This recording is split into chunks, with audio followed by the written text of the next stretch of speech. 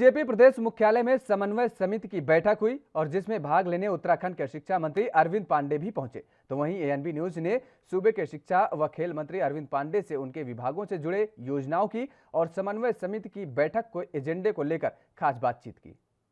में संगठन, सरकार और संघ की महत्वपूर्ण बैठक हुई है। इस समय हमारे साथ उत्तराखंड के शिक्षा मंत्री अरविंद पांडे जी मौजूद हैं, जो कि इस बैठक में इन्होंने हिस्सा लिया है। अरविंद पांडे जी, बैठक का मुख्य एजेंडा क्या रहा? संगठन की बैठक भारतीय जनता पार्टी की एक रीति नीति के अनुसार चलते रहती है, यह उसी का हिस्सा है। आज हमारे मध्य में हमारे राष्ट्रीय संगठन महामंत्री BL संतोष जी उपस्थित हुए। हम उनका धन्यवाद देते हैं और निश्चित ही उनके दिशा निर्देश के माध्यम से संगठन के सहयोग से यह सरकार आम जनता को अपने विभिन्न योजनाओं के माध्यम से लाभ पहुंचाना चाहती है।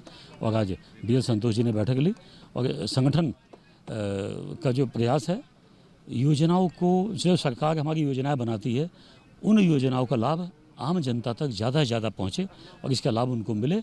इस कड़ी में भी माननीय BL संतोष जी का हम लोगों को निर्देश प्राप्त हुआ और निश्चित ही इनका यह निर्देश प्रदेश के आम जनता के विकास में काम आएगा। 3 दिवसीय दौरा ये राष्ट्रीय महामंत्री संगठन का है।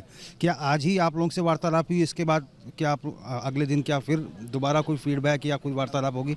नहीं, बातचीत तो हमारे संतोष जी बहुत सहज व्यक्ति हैं। हमेशा सूचनाओं का आदान प्रदान, मोबाइल पे बातचीत होना, हम लोगों के यहाँ कोई दिक्कत नहीं होती है। हम लोग जब चाहे तब बात कर सकते हैं और हम संतोष जी का बड़प्पन है कि हम लोग को समय देते हैं। और रही बात बैठक की, तो स्लॉट सबके तय हैं। संगठन में हमारे विभिन्न पद हैं और कई कैटेगरी बनी हुई हैं, तो उसी कैटेगरी में आज हम लोग का आज बैठक हुई और हम लोग को बहुत खुशी है कि हमारे संतोष जी ने हम लोग को निर्देश दिया है।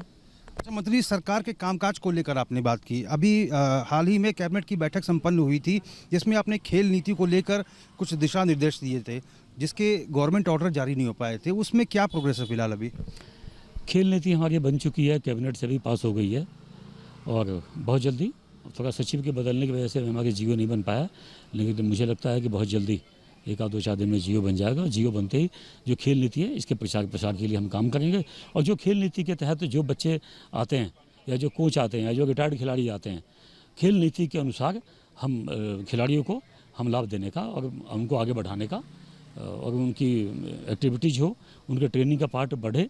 और ट्रेनिंग के पार्ट के लिए सरकार जो मदद कर सकती है प्राइवेट एसोसिएशनों को लेके, उनके माध्यम से खेलों को बढ़ावा देने के लिए हम काम करेंगे। यूट्यूब और दूरदर्शन के माध्यम से पठन पाठन का कार्य हो रहा है, आप लोगों की अच्छी पहल है। क्या रिस्पांस मिल रहा है? पहाड़ में कई जगह इंटरनेट ना होने की वजह से, नेटवर्क ना होने की वजह से Jio TV, Doordarshan, YouTube, radio community, इनके माध्यम से ऑनलाइन पढ़ाने का हम लोग काम कर रहे हैं।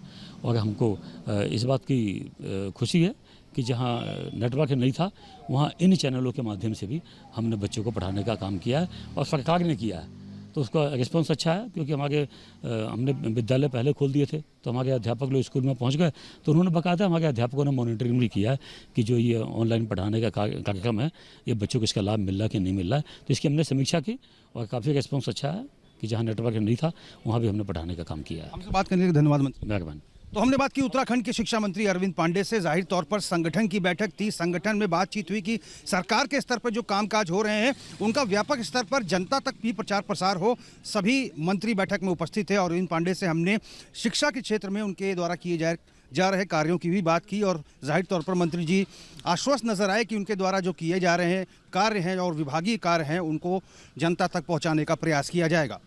कैमरा पर्सन रमन जायसवाल के साथ में रोहित विक्रम सिंह, ANB न्यूज़, देहरादून।